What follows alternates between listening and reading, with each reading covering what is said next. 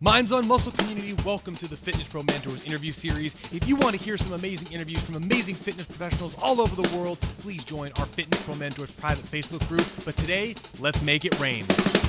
Hey everyone, this is Brandon from Fitness Pro Mentors, and we're here doing an exercise tight interview. And Johnny actually asked me to stop before I started, and I jumped in anyway. So we are here, we are rolling. Everyone, we're here with a good friend and someone I really look up to, Mr. Johnny Cooke of PhD in BioAcademics. Johnny, how you doing, man? I'm doing great, Brandon. Thanks for having me. I got to say, you've had some really smart people on here who I admire a lot. So I'm pretty honored to have made the list, and I'll try to not do any disservice to your podcast. What we thought lowering the level to you would be no. Honestly, I'm super excited to have you. I mean, like I said, it's like some of the marketing before. I really have a lot of respect for you, and I mean, I know we joke around a lot, and I've known you like familiar and also professionally. But you have a ton of accolades. You have a ton of information. You've been studying, learning for your entire life. And ultimately, you've taken all of this amazing academic information to turn it into an incredible business, incredible education process, but ultimately so you can dispense exercise professionally in the best way possible. So I'm really intrigued by you, and I'm really excited to talk to you more about this because, in my opinion, a lot of people are talking about things they're proud of. I'm a neuromuscular, occupational, whatever. And you don't use any of those titles, and you're an exercise person, but you have all that actually, unlike other people. Well, I think interestingly enough, I feel like you have to be careful not to sort of pigeonhole yourself into one thing. And when we get overly concerned with like, I'm a this or I'm a that, you've already sort of limited the scope in which you can work.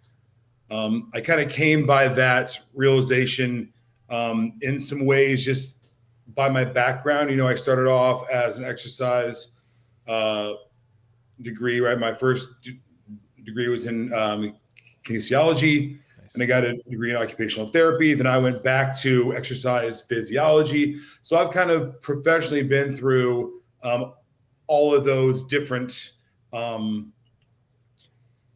arenas kind of in a singular way. And it took a while for me to realize that the truth kind of lies between all those different things. And through some painful ways, I came to realize that, if I overly state what I am, or if I get into the nuance too much in regards to the services that I can offer, or into the comprehensive benefits of exercise, I limit who I can work with. And that doesn't serve business all that well. Yeah, man. I mean, if you don't mind, I kind of talk about that a lot because it's such a big thing. But do you mind expanding on that? Like, is there an example you can think of, someone you know, or even yourself, where you kind of went out on a limb to like have a strong presence, big title, accolades, and it stifled business growth? Well, I think that, one thing that you have to be wary of is if you align yourself too closely with a brand or a method or a specific style of training or a specific culture that isn't your own brand, you immediately have a lot of people thinking that's not for me, or I don't need that. I need something different, or that doesn't seem to match my culture, or whatever it is. So, when we chose our tagline, Train Smart, seems pretty generic, right? But Michelle and I chose that very meticulously because one thing that we learned, and that I learned throughout my wavy different path — I'm a therapist, I'm a trainer, I'm an educator, right? Was that you never know where your education is going to lead you if you are really challenging your biases, and if you're really academically thirsty to learn different things, or if you find holes in the things that you're currently doing, or if just your interests change, right? So Train Smart was a tagline that we thought can apply to anything, any method we want to do, any lens we put on things, any type of person we want to work with. That's how we're going to do it. We're going to always do it in the most intelligent way that we can, no matter what that is. So that's why we chose that, to not get too locked into being a certain thing, right? Yeah, I couldn't agree more. And I know I can see it in your marketing. And I went through the same challenge that when you and I and Michelle and a few others went through a lot of the RTS mastery stuff concurrently, which was how I met you and Michelle, and I'm really Right. grateful for that Right. time. But when myself and Michelle started actually teaching for RTS, I don't know, I saw Michelle do this a little bit. All of my social media stuff, it was so blurry that I was posting stuff about, hey, I'm teaching stuff over here. Look how cool this is. Kind of marketing to trainers terribly, but just marketing to trainers. And then I would use the same website platform to market to our clients. And, you know, this idea of like, oh, if I market to everyone, I'll get no one. Well, I thought, well, I'll be okay. I'm marketing to 2 people, but it was still confusing. It still limited our business growth. I know that you have really 2 different companies, right? You have your BioAcademics company where you do educational stuff for personal trainers and PHP. Could you speak to that evolution of, you know, we are PHP and you got a little bit of everything and how you've segregated those? Well, the bioacademics is something that has been has had a lot of like starts and stops and starts and stops. And it's been an evolution in and of itself because we didn't know a lot about the education world, right? Um, and what people wanted to consume. And we, you know, really early on, it was kind of like supplemental and supportive to other things people might have been learning. But then we started to painfully realize, well, that's just like a study group and it's not any original content, right? So then, you know, Michelle and I sort of both began this journey from where we got in our own personal education, going through RTS, MAT, all those things. And I found myself getting too far away, as did Michelle, from our true roots, which is formal education, right? And looking at people don't want a massive information dump.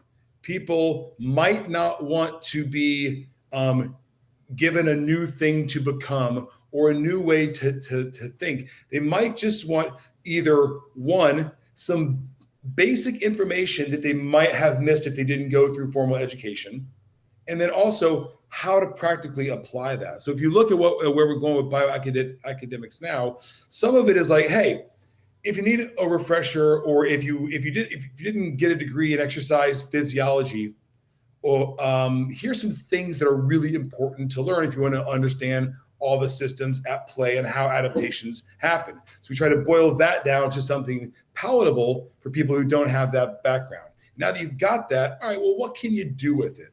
You know, and we also try to stay away from here's what you do with it, here's what you can do with it, and here's ways to think about things, right? Again, thinking about that whole freedom thing. I listened to your last podcast with McMillan. You guys touched on a topic which is very near and dear to me, which is the freedom to do things, right? And the more that you value depth of your knowledge disproportionate to the width of your knowledge, you lose that freedom, right? You can know all there is to know about one topic. That's all you're doing. There are so many other systems that you're not affecting, at least not with any sense of purpose. Or there's a client who may have a need that doesn't match your narrow but super deep skill set or, you know, ideology, right? So we've really tried to think about width mattering as much as depth. And I think that having a partner like Michelle, that's been amazing because her and I overlap in so many areas, but her and I, we also give each other the freedom to run, and we trust each other on certain areas of the expertise, right? Like, you know, I kind of want to be a jack of all trades and a master of none within relative terms, right? But, you know, I know enough about topic A to be really safe and to affect the things that I want to affect. But on that outlier client, on the outlier data, when I get stuck or run into a problem, I know people like yourself or Michelle who might focus in that area a little deeper than I do that I can go to. So our community becomes a resource, right? Mm-hmm. Instead of us all trying to either glad hand each other about being amazing at the same things, or competing with each other. You know, everyone has their areas of skill and of what, you know, interests them and where their strengths are. And I think that playing to those matters while still acknowledging and caring about the width of the things that might not interest you as much, but also having a community that you can lean on. Man, I love that. And you said something with the wit thing. I have a question I want to ask, but honestly, I Sure. mean, what you just said, I mean, I'm fired up about that. And honestly, because that is one of the reasons why I started this whole interview series thing, is that you said something at the beginning. There's all these different education programs that we've put so much weight into with a lot of our marketing and saying, well, I'm a something or other specialist. And that's great that you have that education. But like you said, it kind of limited you and created this very narrow focus that you work with this very specific person who has very specific needs. And when you have to educate people on that, it gets confusing really, really quick. And I wanted to try to, like you said, you have expertise with specific things that I know Michelle doesn't, and I believe I do, vice versa. And we can all kind of work together to help everybody. I love these interviews, and I'm so stoked to have you on all these other people, because I want this whole thing to be a bannerless conversation of, sure, you have PHP and I call this FPM and we have Strata. That doesn't matter. We're all using exercise in some various capacity to help people. And we should all be able to listen to Johnny Cooke's story as to how he does it, because even if they don't like you because you're a jerk, you have something super valuable that you could actually help people no matter what. There's something you can take away from that. So anyway, yeah, as long as they're Americans. I'm not sure about helping the Canadians, but 11 minutes. I was wondering how long it was going to take for you to chirp me for being Canadian. 11 minutes. I got my maple syrup over here, so I'll pull that. I love my northern friends deeply. So imagine how interesting it might be for like a roundtable discussion that people can sit in on of all the guests that you've had on, or a certain panel, right? It reminds me, someone, sort of mentor of mine, my advisor in my graduate work, I was going through that master's degree I went through a few years back. I had left my formal education lens and gotten so into a couple other certifications I had done, and that I sort of got deep and narrow. And I remember I was in his office, and of course, me being a little bit belligerent, I was arguing with him about something. He said to me, if I took an exercise physiologist, right, a biomechanist, right, a medical disease expert, a psychologist, right, and he might have even mentioned a couple other disciplines, I put them all in the same room, right, they would all agree that participation in exercise matters, and exercise is the proper vehicle for all of them to affect their own things, right? Mm-hmm. Like a psychologist who's looking at cognitive capabilities and what they need from exercise is completely different than what a biomechanist might look at who's thinking about human performance, or a physical therapist who wants to worry about shoulder flexion, right? And none of them are wrong. They're all absolute experts in our field. So I got confused from that conversation forward. I'm like, why am I trying to make one thing be everything, instead of realizing that everything does something well and nothing does everything well, right? And we get caught into this, like, this is the way. I'm like, maybe it's the way for that, but if you talk to someone who's worried about, monosynaptic stretch reflex, they're not concerned with the amount of shoulder flexion you may or may not have, if that's what they're trying to, worry about with an elderly client who has to consider falls, right? All these systems at play. And every education course I've ever been through focuses on one or two of them at most. And that doesn't mean that they're wrong about those one or two things. The problem is that's where they begin to close off the rest of the world.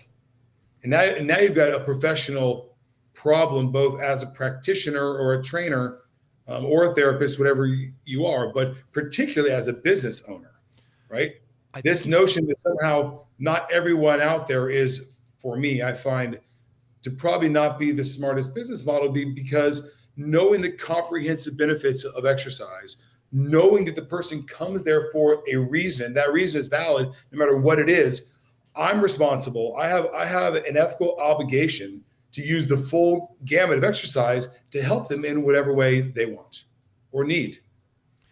Yeah, honestly, The round table thing you said, I think, is absolutely brilliant. Like, I would love to be able to get all these amazing people that I've talked to and that Mhm. you know all in one room again, and not have it be like, hey, this person's instructing. It's like, hey, we're all going to talk today about X, Y, and Z, and openly, Right. because there's so many different strong personalities of people in exercise land, so many. So many. I'm sure it would turn into a gigantic argument, but it'd be really interesting to hear everyone's positions and how they go and navigate that conversation. You said like the education companies and how you find that, you know, someone takes something and then all of a sudden it becomes an accidental narrow lens. You know, I don't know if it's the education company's faults. I think there's an accidental brand and community bias that pops up when something becomes so exciting, so cool, and has such a strong direction that someone goes, I'm a Captain America certified personal trainer or whatever it is, and they get excited about it.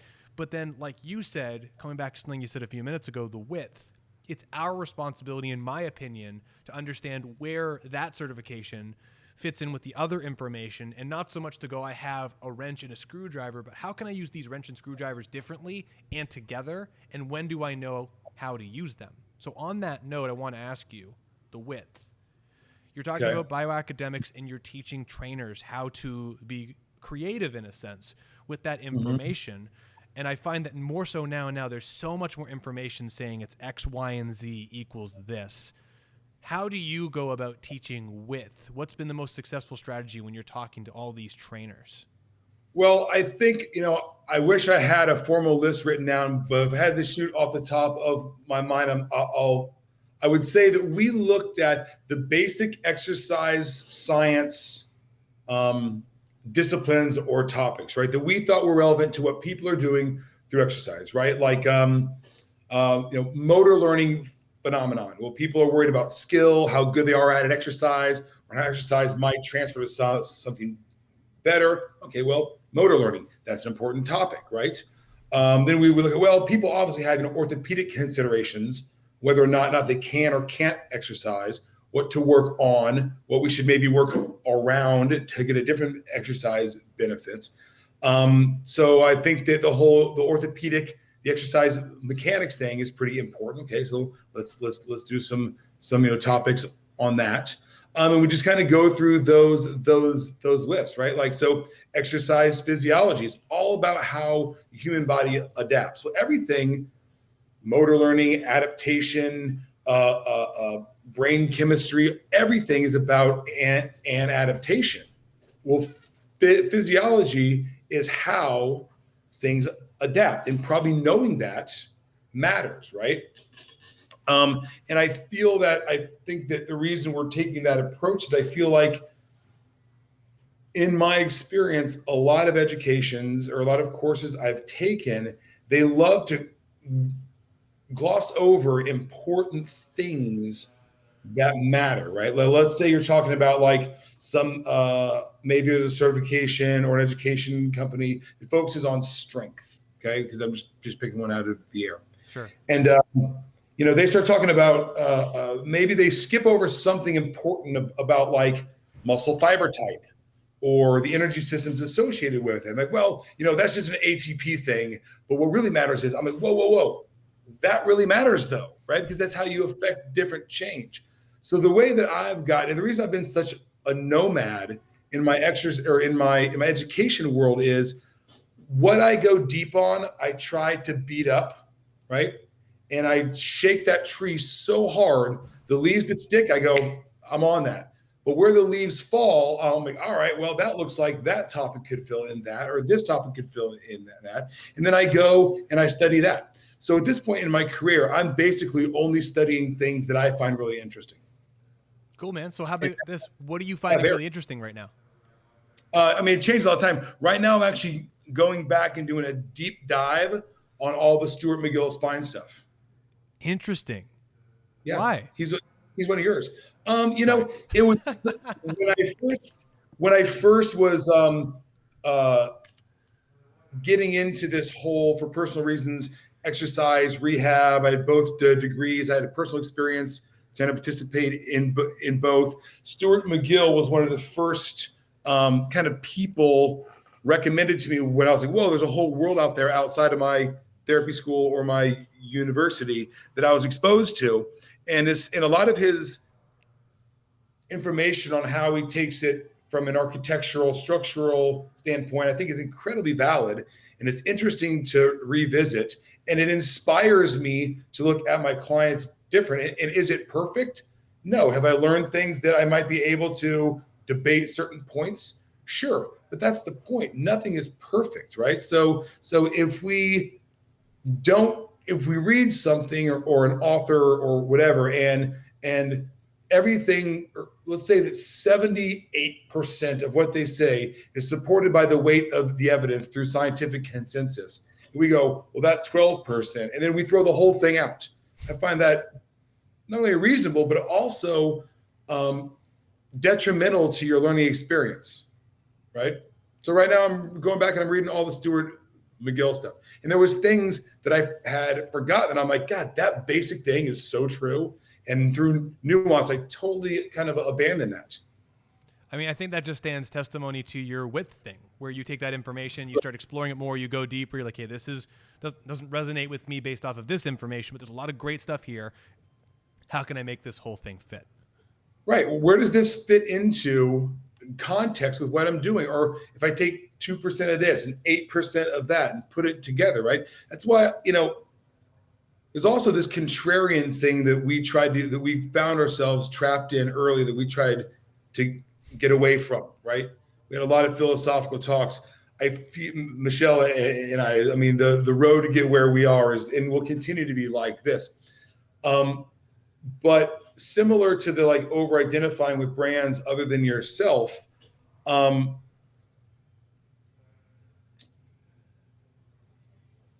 lost my train of thought. You give me what word really was they just talking using? about philosophical discussions with you and Michelle about directions and identities, so to speak. And then you mentioned something about brands. Right. The contrarian. So like we found ourselves having to like think that what made us seem smart or sound smart was always having the adjacent what if, right? That a lot of times was such outlier data that flew in the face of the weight of the evidence, right? Scientific model, look at the weight of the evidence, 99%, we know mechanism, it supports this data, blah, blah, blah. Ooh, but then we like to take, one anecdotal example and say, but not always. So now let's build our whole identity on this outlier thing, which we found, and we're like, why isn't this catching traction? Why isn't this working? Don't people care?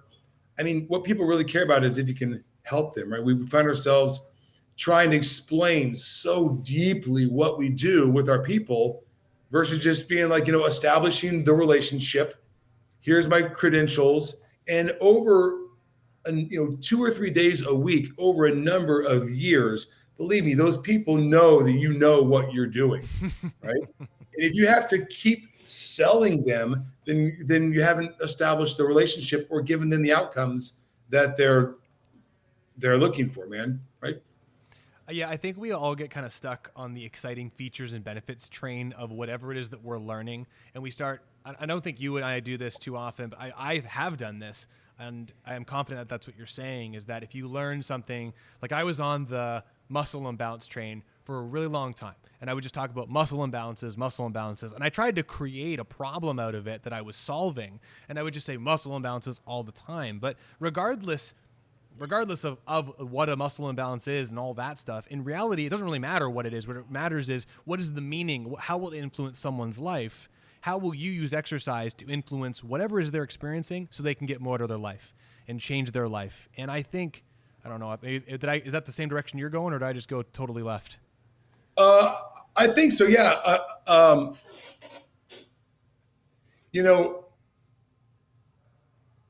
What stands out to me, what you just said, is talking about creating problems, right?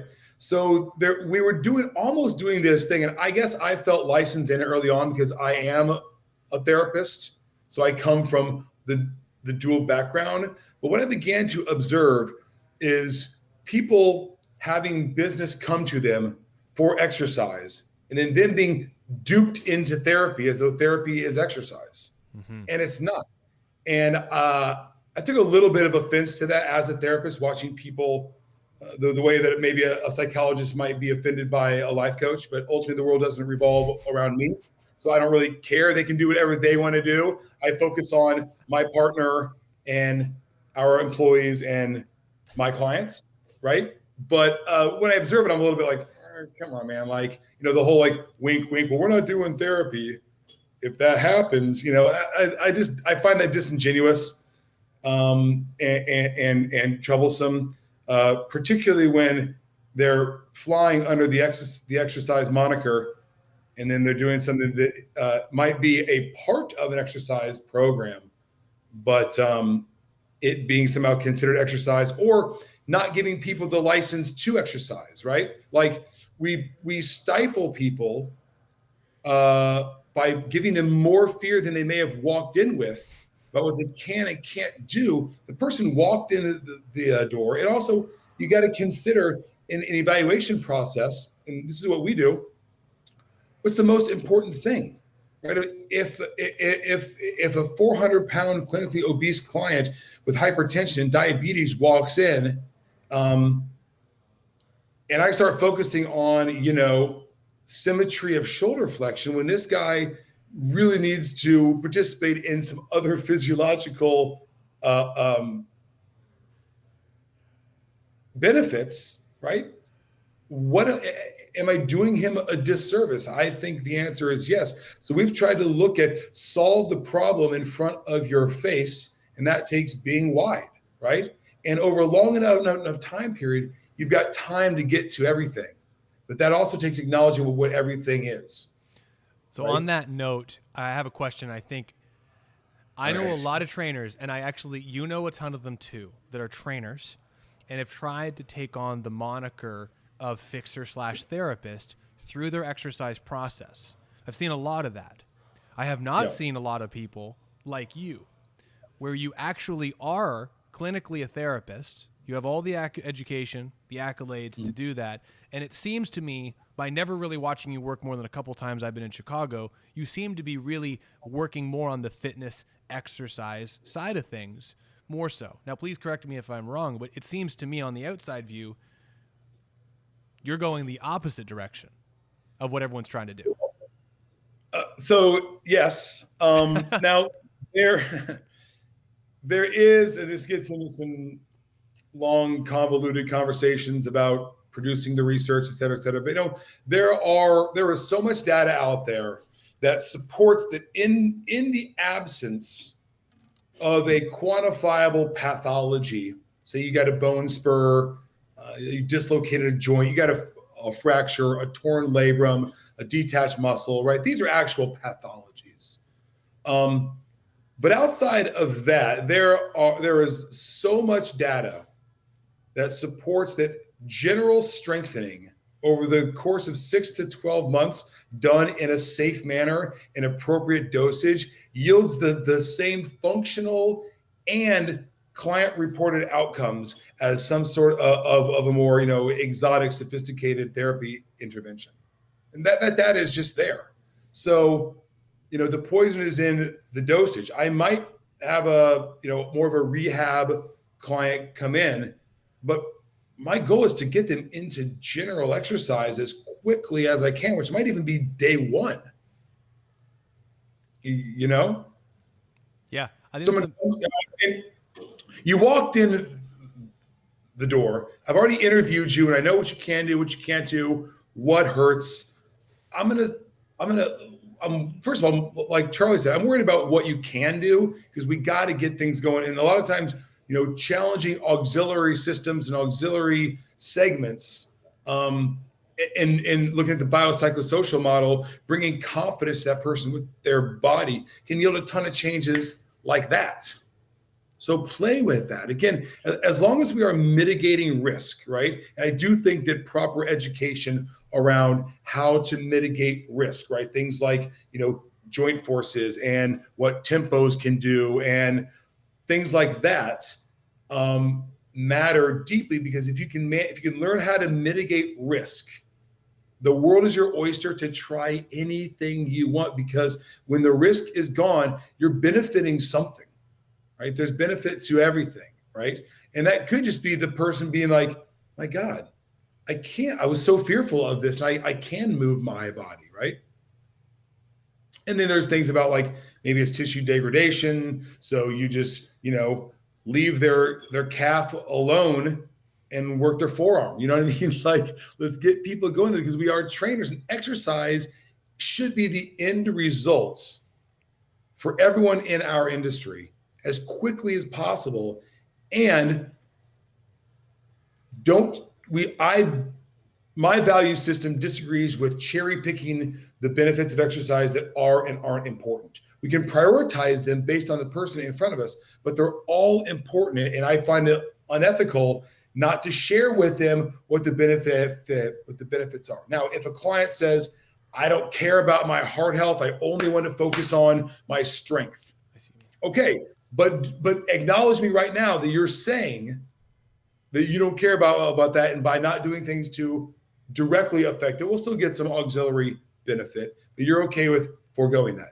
That's an honest conversation. The cherry picking thing. Yeah. The cherry picking thing, I just want to clarify. Do you mean that like if someone's like that they only do stretching style exercise or resistance exercise, but no anaerobic stuff? Is that? Sure. Okay. It could be anaerobic, aerobic, or it could be like goal based, right? Where I really care about the nuance of, you can produce 3 more pounds on the right side than the left side. Well, all right. Does that have if that hasn't led to or is a result of a quantifiable pathology, then work that over time. And exercise is all about long-term adaptations. Short-term adaptation is a therapy thing. And even that is just to provide a window of opportunity to begin to participate in long-term adaptation, right? So the short-term stuff is just, I find it smoke and mirrors.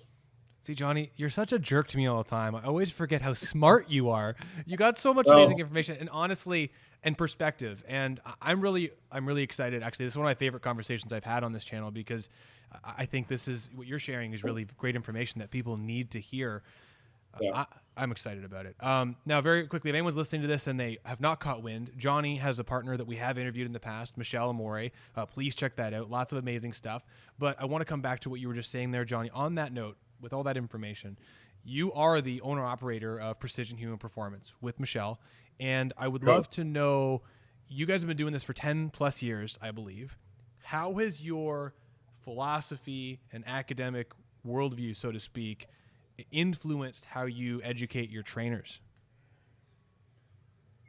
So, there is a lot that Michelle and I agree on in regards to educate our trainers because we have kind of grown up together through the industry.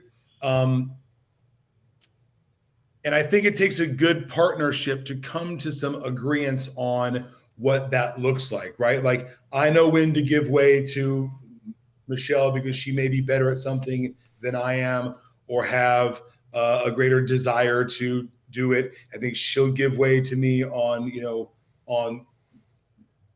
the other things that maybe I have a strength in. But I think that it starts with the partnership before you can even get to what that looks like, right?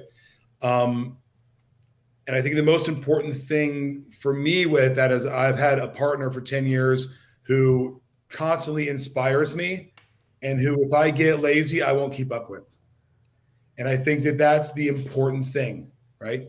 Now, she may say I'm tired of dragging him along, but it's been a dance that we have figured out through trial and error and through hard conversations. But ultimately, there's been love and respect there. And I think that those are the things that matter the most. If those are intact, then you're going to listen to each other even when you disagree. And I think that relationship has allowed us to figure out how to educate trainers. And I think also, too, getting back to some use that you said earlier, when the rubber really began to hit the road for us with building staff was when we stopped looking for only hiring people who were as narrow and deep as we were. And we went wide. Everything has to be a long-term commitment, right? We don't have to change who a trainer is day one or make sure there's someone before they come in. If they have some of the attributes and the thirst for knowledge that we're looking for, then great, we can mentor you as long as that takes. And if we teach you off the bat things how to mitigate risk, great. Now you can do stuff. And even if that's not exactly what I would do, it's safe. And safe is the number one thing. Like I said, there's benefit to everything. If people are safe and doing exercise, they're benefiting something, whether the person applying it has this specific, microscope on it that we would like, or that we have plenty of time to get them there, right? And ultimately, we're into community service. And if we're helping more people, right, then we're doing our job. I think you guys building out that community connection between PHP and your local area, I think it's one of the most brilliant things. You and Michelle, partners for a long time. Anytime I've talked to, I have a lot of clients, as you do, that are business owner or entrepreneurial type. And 99% of the time when I hear of a partnership where both people are active in the business working together, I hear of problems, big challenges, one person doing more work than the other, fights, strife, resentment, and then big money split ups at the end. You're one of the few partnerships that I know who have tried and true, really worked through, it seems like, to evolve PHP to now your new location, which is ridiculously beautiful and amazing. What would you say? You said a few things there. Disagreements that you guys have had, agreements that you have had. What's really worked for you two together to allow PHP to kind of like blossom, so to speak, into what it's become? Well, I can only speak on my behalf in regards to that. But I can tell you that from my perspective, I don't allow any space to exist between my commitment to my company and my commitment to my partner, right? So I'm committed to her as much as I'm committed to PHP, because to me they are synonymous. So if there's strife, if there's a problem, I'm as committed to fixing that with her as I am to making sure that my business survives. I don't parcel them out. So I value the relationship deeply. And I know for a fact PHP does not work without her, right? I know for a fact PHP does not work without me, right? Lennon and McCartney sucked without the Beatles, right? So I'm always like, we're the Beatles, And I think that that's the thing, right? Like to me, quitting on her is no more of an option than quitting on my company or quitting on my clients. So when we hit a shitstorm, I think we have a common goal of getting to the other side of it, not like digging our heels in, right? Well, you're as humble as always by comparing yourself to Paul McCartney, so that's fantastic. But I do have a question. I think I'm Lennon. So on that note, actually, you said something, and that's a really interesting point, is that, PHP doesn't exist without either of you or the two of you together. In your just opinion, if you were going to give someone advice as they were preparing to open their own personal training studio, open their own spot, are there any characteristics or anything specific that you would recommend that person work on and really try to embody to help make sure that they can make their studio be as successful as possible as a leader, so to speak? I think the number one thing you have to have is work ethic and an entrepreneurial spirit, right? I would also warn people that if they don't love the business side of things as much as they love the art and science of the craft, that they need to ask themselves the hard questions on what their motivations are, right? My motivation when Michelle and I met was to create a space where we were rubbing elbows with like-minded peers. We thought that was absent from the industry. It took us a long time to get there. It took us a while to realize we had to build the peers versus necessarily throw up a flag and just hope that they come, right? It's not Field of Dreams. Right? If you build it, they will come. Doesn't really work though. We tried that method for a while, led to some, sleepless nights. But I think work ethic, right? If you have to love what you're building, you have to be committed to it. And you also have to be resilient enough to accept failures when they happen and humble enough to learn the mistakes that you made and pivot from there. We have pivoted 4,000 times, oftentimes together, oftentimes not, but even when not, that brings us back together at a different place. That last part you just said, is that how you would define entrepreneurial spirit? I think it is. I think you have to want to grind for something that you love and believe in, and be prepared to pick yourself up 4,000 times. If you are defeated by the first failure that you hit, your business is over before you started. I love it, man. As I see it. I don't know if those are universal truths. That's been my personal constitution that I think has gotten me this far. And everyone, this is Johnny Talks, and this is no, honestly, and I love that, because I mean, the thing that you're sharing is you've been doing this for a long time. You've worked really, really hard. Mm-hmm. So you and Michelle, I don't want to just take that away. The two of you have worked hard, and you've had to pivot and figure out what works ultimately, so you can do two simple things: use exercise to help people, make a living. And you've had to do that, bouncing back and forth. And I think that that's like the important lesson. Like, regardless of the titles, regardless of what you do, you really do two things. You've created an opportunity that you can have a family and a life and be stable and have a living doing this, but you do that helping people. And that's what I think is really simple about this whole thing, is that all of the pivoting should be down to those two things. Can I make a living? Can I help people? Right. I agree. And I think you touched on something very important there. Michelle and I, as we grew and looked to bring on employees, and even looked at how we evolved ourselves, we really wanted for ourselves like a mature career, which wasn't something that you aged out of. And we also wanted to provide not a job for people we brought on, but a career path with growth in the company, with them becoming a contributor. If we have probably the best operations manager in the world, a guy named Aaron Westbrook. And he came to us as an intern through our internship program. We hired him. But Aaron comes to us all the time with ideas like, hey, I'd love to do this. We're like, great. We support it. Run with it, right? We want to give him part of the company. We don't try to stifle people and not let them go past us. We want to get behind them and shove them, because those high tides float all boats, right? So we want to create career opportunities.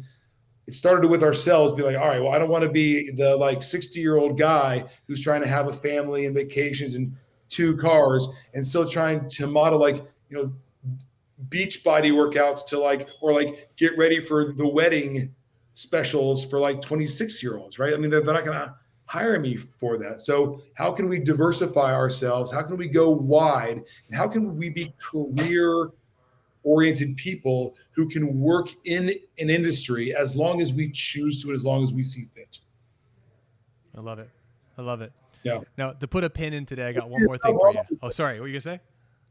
So just so you know, I mean, I also deeply admire what you have been doing, and watching you come from, Brandon, literally the kid who I met in Oklahoma City. What were you, 19? 19. 18? Was young. Something like that? 19, 20. Young. Yeah. So, watching you flourish into what you're doing now, and your mindfulness and all that, this is, we're all very proud of you. Well, you're too kind, man. I appreciate it. I mean, I'm just driven by, honestly, simple things. Like I said, how can I help people better and make a living? And so I love learning all this stuff. But ultimately, what I'm happy about those humble beginnings is I got to meet amazing people like you and Michelle, and the concurrent growth, I would say, of what I go through and you go through and she goes through and everyone else in this little community. I think if you're humble enough to watch and pay attention, you really get a chance to learn and see, oh my gosh, Johnny and Michelle went from having 48 machines that looked like a garage sale to a really clean, cohesive look. Why did they do that? And then have that and have that conversation with yourself. So you guys constantly inspire me too. I really appreciate it. Thank you. Thank you. Thank you. We try. So to be kind of concise here, we'll put a little pin in it, but you're talking about beach body blitzes and all this kind of stuff. I mean, I think people need to know that Johnny Cooke was superstar bodybuilder for a week. Oh boy, those were in my younger days. So Mr. That America? wasn't really. What's that? Was it Mr. America you got to? No, it was Mr. Illinois. Oh, there you go. Okay, there you go, Mr. Yeah, Illinois. but that was many moons ago, and that was sort of me replace. So I was a collegiate athlete, and I got injured, and the fire inside kind of went out for me, and I was doing it to achieve different things, and it was time for me to move on. And when I moved on from sports, I still needed something to commit to and to grind on. And I'd always been a gym rat, and exercise had helped me recover from my injury to continue to play. So I just started hitting the gym like crazy when I was finished with baseball and still in college. And people were like, "Oh, you should do this bodybuilding show." I was like, "All right." It was a university bodybuilding show, so I did that, and a couple of guys I knew from the gym kind of helped me diet for it. I didn't know much about all that then, and so I won that, and then I really got into it for a while.